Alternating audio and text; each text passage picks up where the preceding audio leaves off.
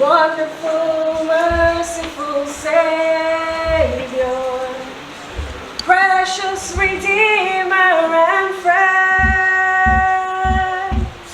who would have thought that the Lamb would rescue the souls of men? Oh, you rescue the souls of men. Counselor, Comforter, Keeper, Spirit we long to embrace. You offer hope when our hearts have hopelessly lost our way. Oh, we're hopelessly lost our way.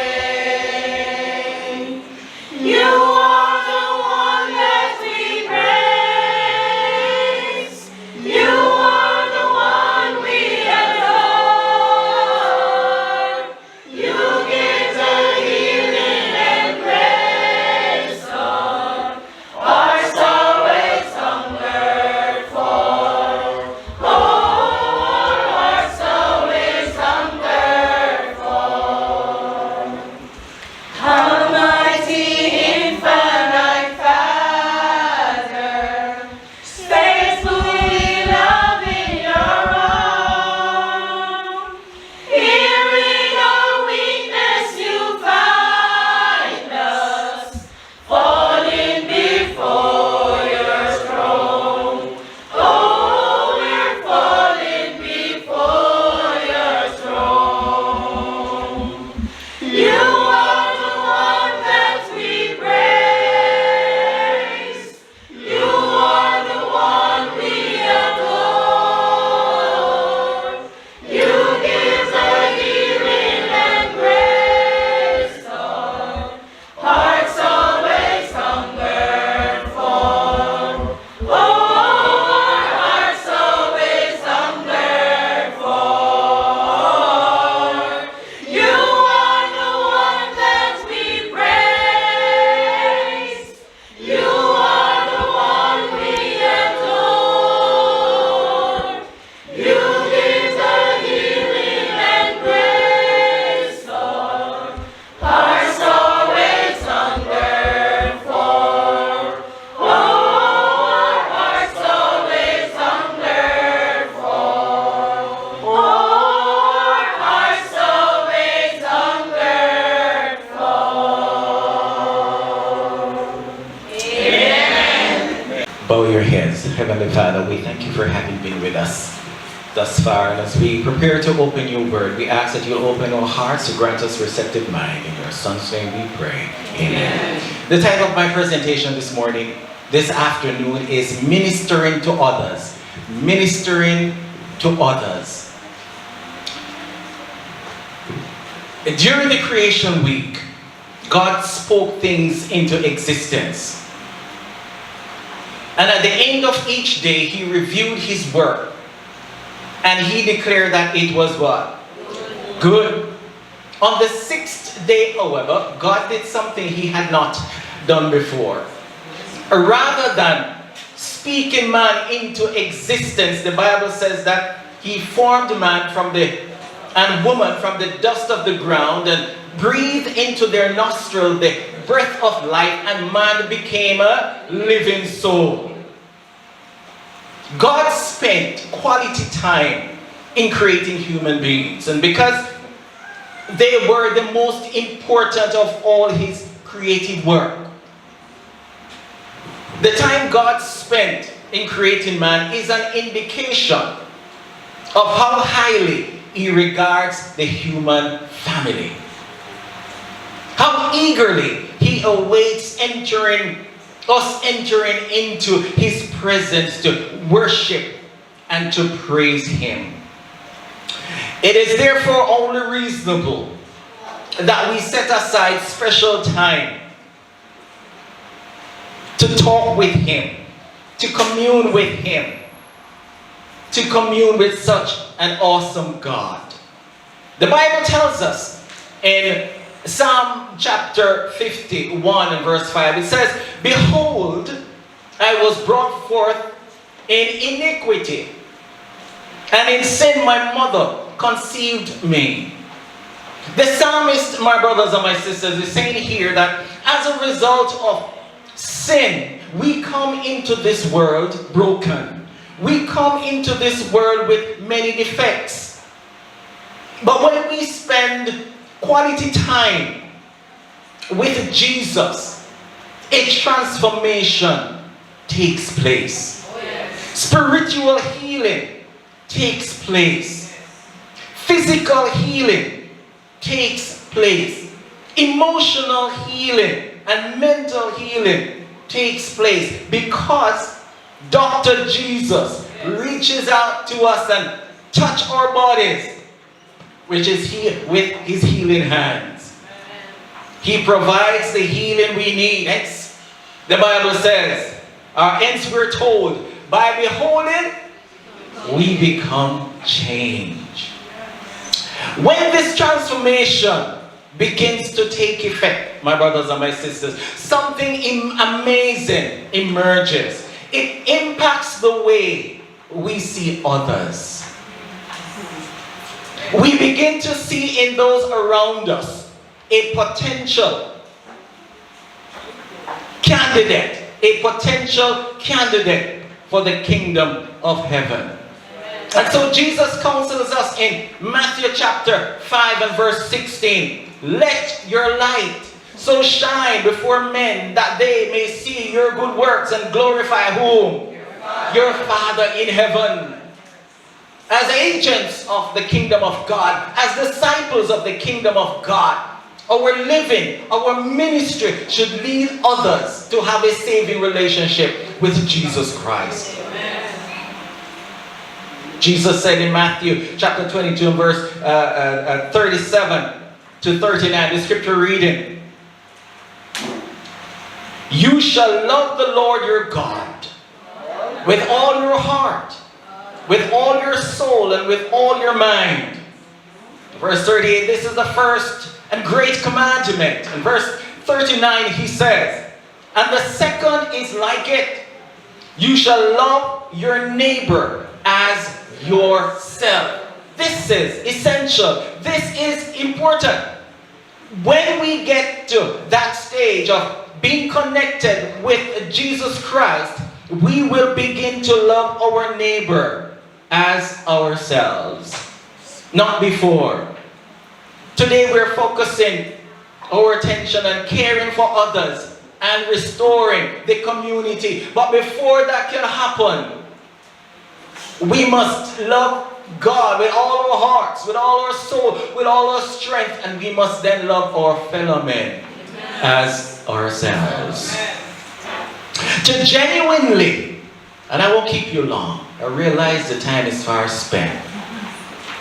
To genuinely care for those around us, particularly those who are in need, we must first love them.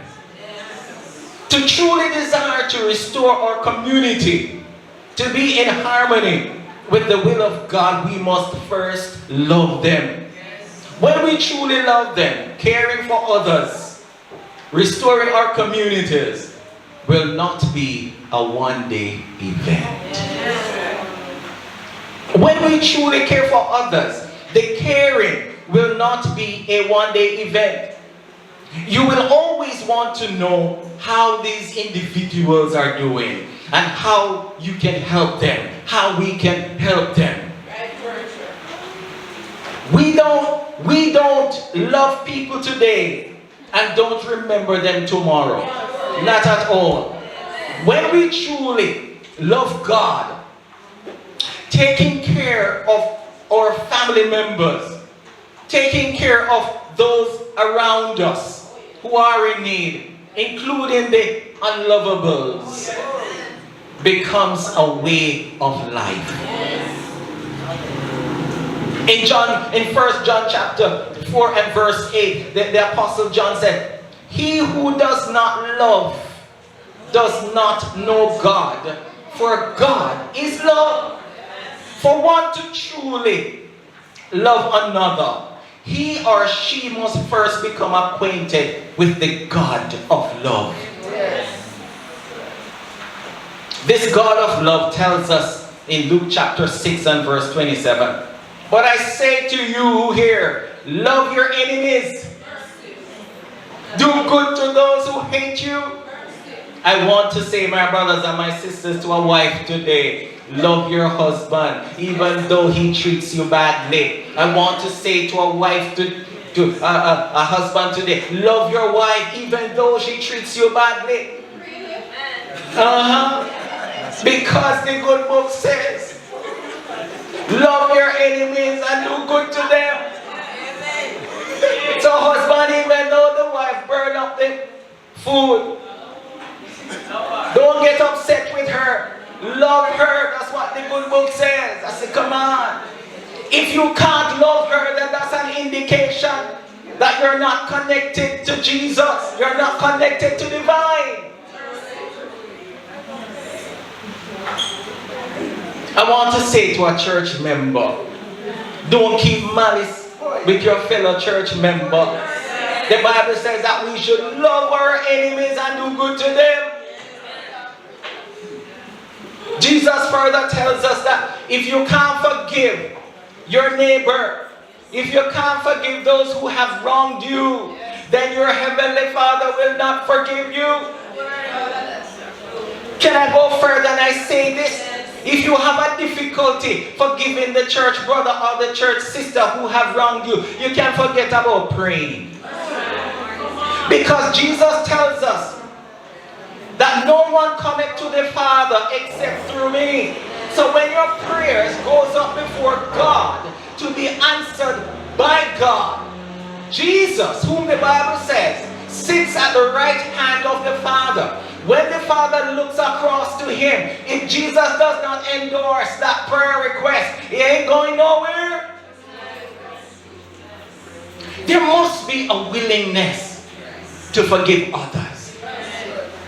But when we're connected with the vine, as Jesus tells us in John chapter 15, that he is the vine and we are the branches. He says, without me you can do what? Nothing.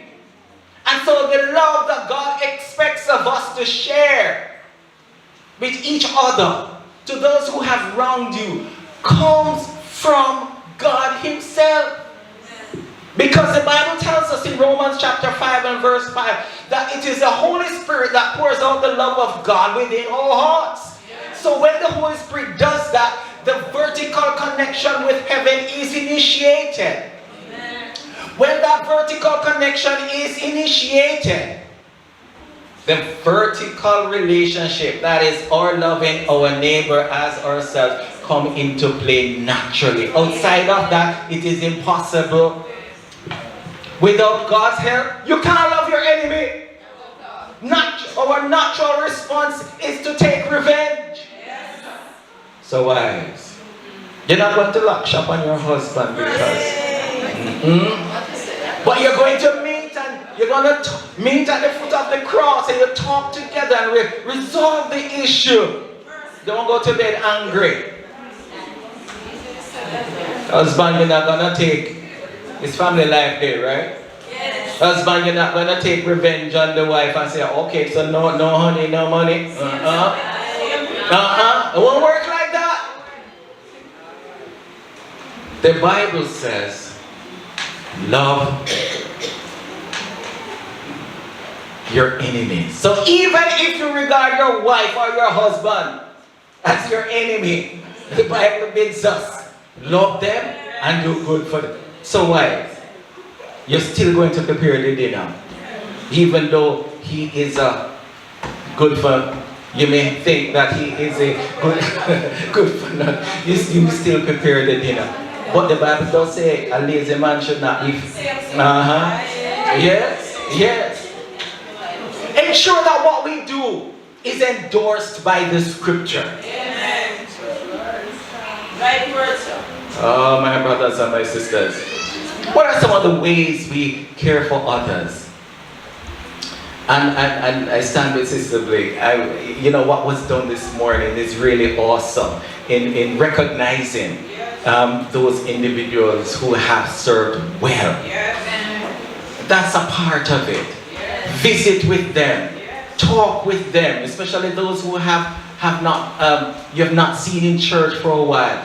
Find out what is happening to them, how they're doing, and if it is that they need assistance, how you can provide the assistance that is needed. Or the encouragement. We're living in a world where people are so stressed. Hey, let me tell you something, brethren. Even though we're not out of the woods as it relates to COVID, but the impact COVID has had on families, it will take many years for that to be erased. And people are still suffering. People are still in a state of stress because of what had happened. Visit with them. Let them know that somebody loves them. Care for them. That's what we're saying. That's a part of caring for each other. Share the love of God with them. And pray with them. And not just church members, you know, and family members, but community members as well. Yes, encourage them to hold fast. Remind them of the blessed hope. The same way that song reminded me of the New Jerusalem. They need to be reminded of the promises and of the blessed hope. How do we restore our community? In John chapter 12 and verse 46, as I come down to a close. In John chapter 12 and verse 46, the Bible says, I have come, Jesus says, I have come as a light into the world, that whosoever believes in me should not abide in darkness. The gospel message, my brothers and my sisters, has power to transform lives, to transform communities, even those who are in the ghettos. You know that from time to time some Seventh-day Adventists look at some individuals without even going to them and write them off. They will never, they say, they will never become a Christian. We should never do that. Should not do that.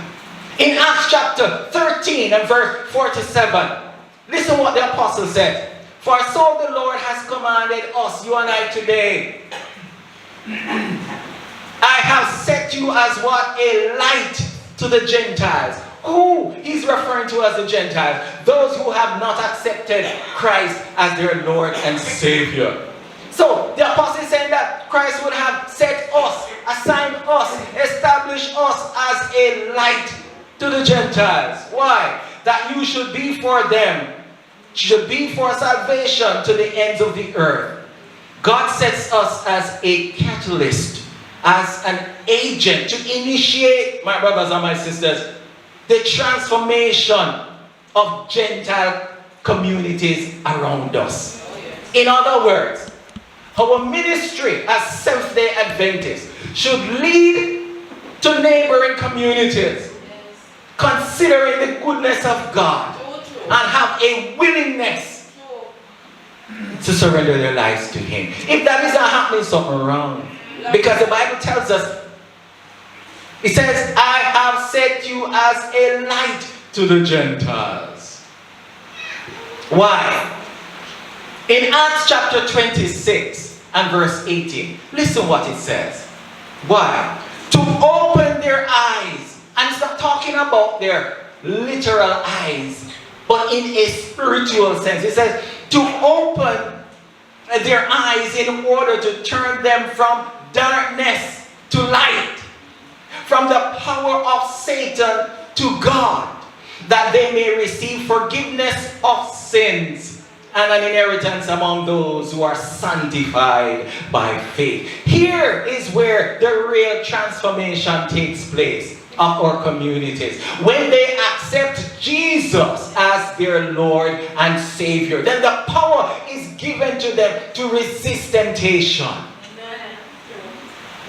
My final passage of scripture comes to us from Isaiah chapter 52 and verse 7. And listen what it says. How beautiful upon the mountains are the feet of him who brings good news, who proclaims peace who brings glad tidings of good things, who proclaims salvation, who says to Zion, your God reigns. Listen to me, my brothers and my sisters. There are people within our communities who are on the verge of committing suicide.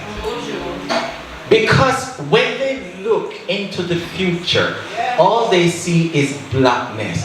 There is no hope.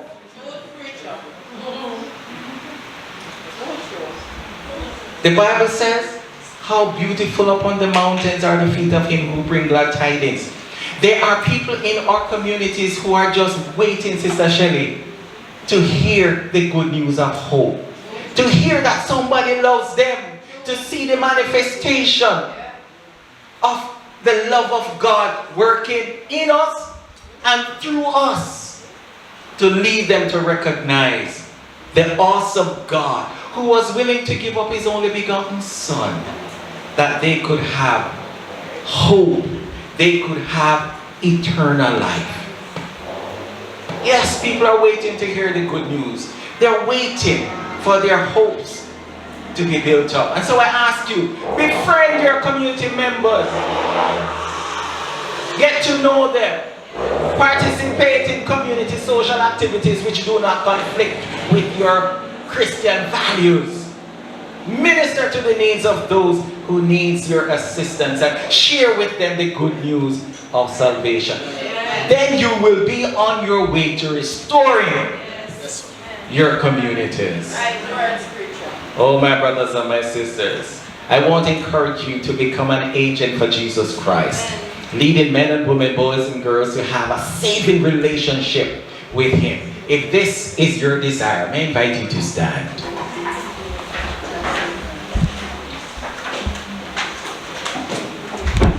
You're pledging to do all you can in your powers to lead men and women, boys and girls to have a saving relationship with you. Starting with your family members who have not yet surrendered to Jesus Christ, and your neighbors, and then into the wider community. And you're pledging before heaven that this is your desire. May I invite you to bow your heads. Heavenly Father, we thank you for the written word. We thank you for the working of your Holy Spirit. Your children, your disciples, your agent have stood up, indicating, Lord, their desire to partner with you in leading men and women, boys and girls to have a saving relationship with you. We ask for a special outpouring of your Holy Spirit to empower them, to give them the unction to function. Anoint them, Lord, to add value to your kingdom. And when time shall be no more, save us in your eternal kingdom. In your Son's name we pray. Amen. Dismiss us, Lord, with blessings we pray, as from thy worship we go our ways. Light in thy sun, bring us through the day, saving thy kingdom, thine be thy praise. Amen. Amen. Just want to